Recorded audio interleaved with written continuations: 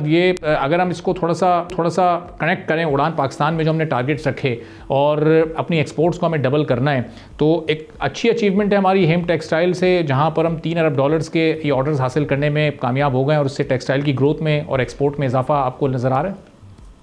जी बिल्कुल नजर आ रहा है। और इंशाल्लाह ये जो हमारी जो फिगर्स हैं या जो हमारे माशी इशारे हैं और सिमत हमारी जो है वो बहुत बेहतर हो रही है। और अभी आपने देखा कि आज फिर 1% मार्कअप का रेट कम कर दिया स्टेट बैंक ने और ओवरऑल तकरीबन 10% मार्कअप का रेट कम हो चुका है। और इसी तरीके से जो इलेक्ट्रिसिटी की प्राइसेस हैं वो भी अब कम होने जा रही हैं।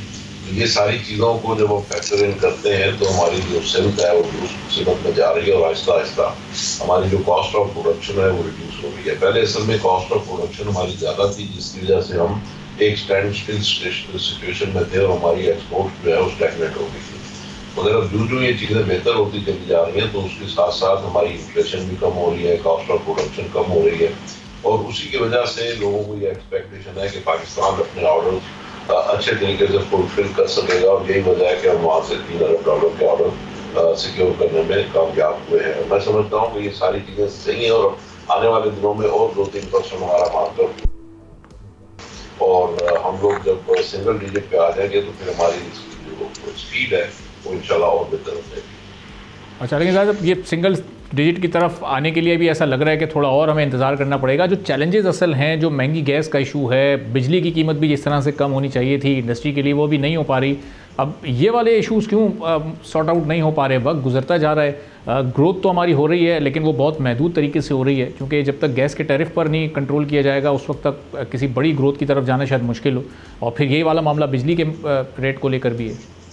आप सही कह रहे हैं, गैस एक बहुत बड़ा हमारे लिए सोवरेन इशू है और उसकी कीमत बढ़ती चली जा रही है। और जो कैप्टिव पावर प्लांट्स हैं उनके ऊपर खास तौर पे ये जैसे कि जो 500 रुपये बढ़े हैं तो वो कैप्टिव पावर प्लांट्स के लिए बढ़े हैं। तो तकरीबन ये कोई 16-17% के करीब ये इंक्रीज है।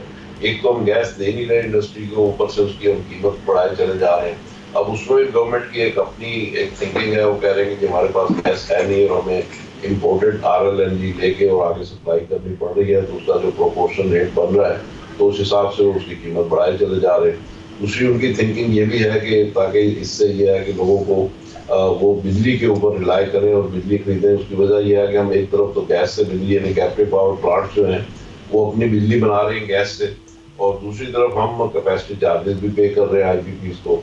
तो इसमें गवर्नमेंट की जो स्ट्रेटजी है वो ये है कि ताकि जो इंडस्ट्री है वो गैस की बजाय बिजली यूज करें, और इस वजह से भी वो चाहते हैं कि गैस से उधर शिफ्ट किया जाए बिजली पे। बिजली का इशू ये है कि उसमें रिलायबिलिटी नहीं है, उसमें लोड शेडिंग है, उसमें ब्रेक डाउन्स हैं। तो उसमें अगर रिलायबिलिटी हो बिजली में तो फिर भी लोगों का कुछ आंसू पहुंच जाएगी। मगर मसला यही है कि यक ना शुद्ध दो शुद्ध, एक तरफ उनकी कीमत बढ़ रही है गैस की और दूसरी तरफ वो इलेक्ट्रिक पे रिलाई नहीं कर पा रहे। ये चीज़ें जो है अगर साथ साथ इसमें जो एडमिनिस्ट्रेटिव इश्यूज हैं उसको भी गवर्नमेंट अगर रिजॉल्व कर ले और चीज़ों को बेहतर करते चले जाएं तो मेरा ख्याल है कि शायद ये इशू फिर रिजॉल्व हो सके। सब्सक्राइब करें और बेल दबाएं ताकि कोई खबर रह न जाए।